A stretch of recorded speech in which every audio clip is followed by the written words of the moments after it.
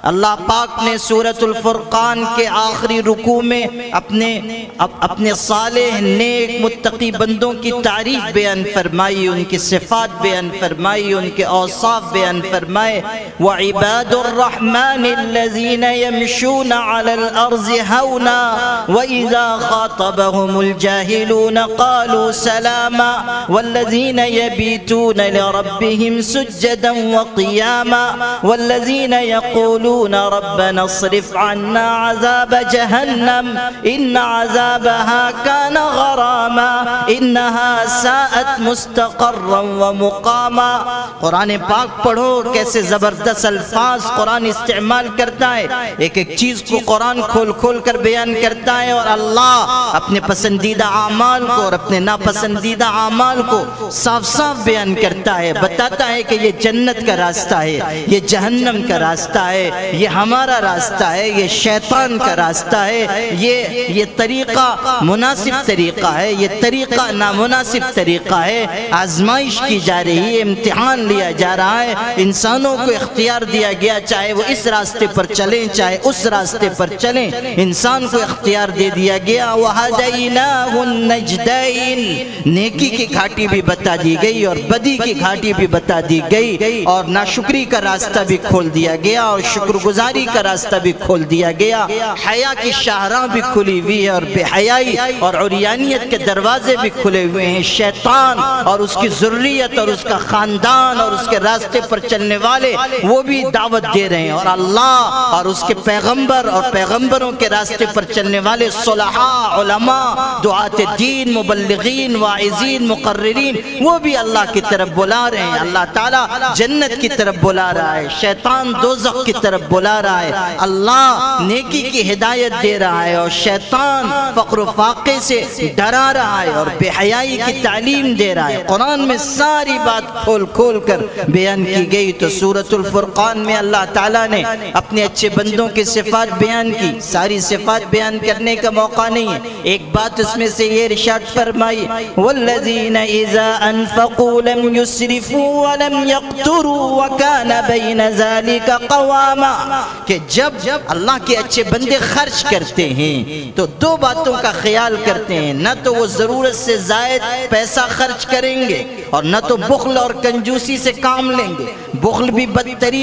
بدترین بیماری ہے اور فضول خرچی شیطانی راستہ ہے، جو بخل کرتا ہے وہ اللہ کی نگاہ سے گر جاتا ہے، کنجوس اللہ کی نگاہ سے گر جاتا ہے، روک روک کر رکھنے والا اللہ اس کو پسند نہیں فرماتا، جو شخص مال جمع کر کر کے رکھتا ہے گنتا رہتا ہے اس کے لیے ہلاکت ہے۔ وَيْلٌ لِكُلِّ هُمَزَةٍ لُمَزَةٍ الَّذِي جَمَعَ مَالًا وَعَدَّدَهُ۔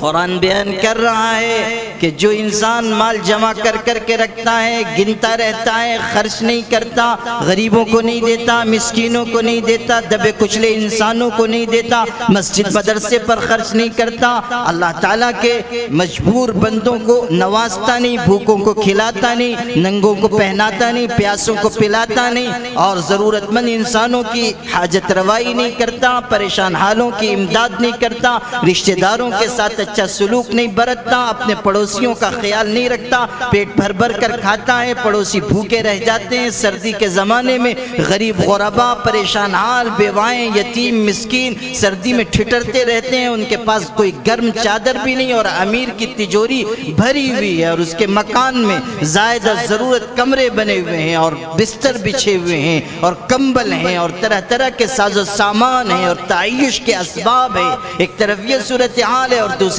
طرف غریب اور محتاج پریشان ہے اور آنکھوں میں رات کاٹ رہے ہیں، اس لیے کہ ان کے پاس اپنا تن ڈھانکنے کے لیے اور شدت ٹھنڈک کے موسم میں سردی کی شدت سے اپنے آپ کو بچانے کا ان کے پاس کوئی انتظام نہیں ہے۔ یہ مومن کی نشانی نہیں ہے۔ مومن تو اپنے آپ کو ایثار کے راستے پر رکھ کر دوسروں کا پیٹ بھرتا ہے، دوسروں کو کھلاتا ہے، دوسروں کو پلاتا ہے، بیواؤں کے بجھے ہوئے چولہے جلاتا ہے، یتیموں کے سر پہ دست شفقت رکھتا ہے، اللہ کی محبت میں اپنا مال لٹاتا ہے۔ وَيُطْعِمُونَ الطَّعَامَ عَلَى حُبِّهِ مِسْكِينًا وَيَتِيمًا وَأَسِيرًا إِنَّمَا نُطْعِمُكُمْ لِوَجْهِ اللَّهِ لَا نُرِيدُ مِنْكُمْ جزاء ولا شكورا إنا نخاف من ربنا يوما عبوسا قمطريرا فوقاهم الله شر ذلك اليوم ولقاهم نظرة وسرورا۔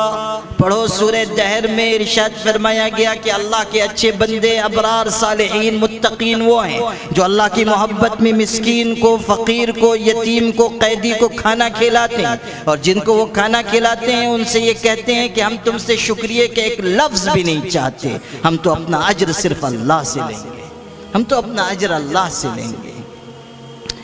آقا صلی اللہ علیہ وسلم ارشاد فرما رہے ہیں ان فی الجنت لغرفا یرا ظہورها من بطونها وبطونها من ظہورها، جنت میں ایسے شیشے کے محل ہیں، بالا خانے ہیں کہ باہر کا منظر اندر سے نظر آئے گا، اندر کا منظر باہر سے نظر آئے گا۔ صحابہ نے پوچھا قالوا لمن ہی یا رسول اللہ، اللہ کے رسول یہ عالی شان محل کن کو ملیں گے؟ تو ہمارے آقا فرما رہے ہیں لمن اطاب الکلام وادام الصیام واطعم الطعام وصلى باللیل والناس نیام، چار صفات جس شخص کے اندر ہوں گی اس کو جنت کے ان بالا خانوں میں رکھا جائے گا، جو نرم گفتگو کرتا ہے، میٹھے بول بولتا ہے، اچھی طرح لوگوں سے پیش آتا ہے، ہمیشہ روزے رکھتا ہے، بھوکوں کو کھانا کھلاتا ہے، اور رات میں جب لوگ سو رہے ہوں اس وقت وہ اٹھ کر اللہ کے حضور میں نماز پڑھتا ہے۔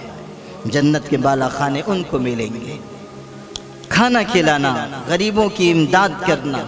آقا علیہ السلام فرما رہے ہیں جو بھوکے کو کھانا کھلاتا ہے اللہ تعالیٰ اس کو جنت کے پھلوں سے روزی دیتا ہے، اور جو کسی ننگے بدن کو کپڑا پہناتا ہے اللہ اس کو جنت کا سبز جوڑا عنایت کرے گا، اور جو کسی پیاسے کو پانی پلاتا ہے اللہ اس کو حوض کوثر سے پلائے گا جس سے پینے کے بعد وہ کبھی پیاسا نہیں ہوگا۔ ارشاد فرمایا گیا، ترغیب دی گئی، لیکن یہ دونوں بیماریاں ہمارے اندر گھس آئیں، بخل بھی آ گیا اور اسراف اور فضول خرچی بھی۔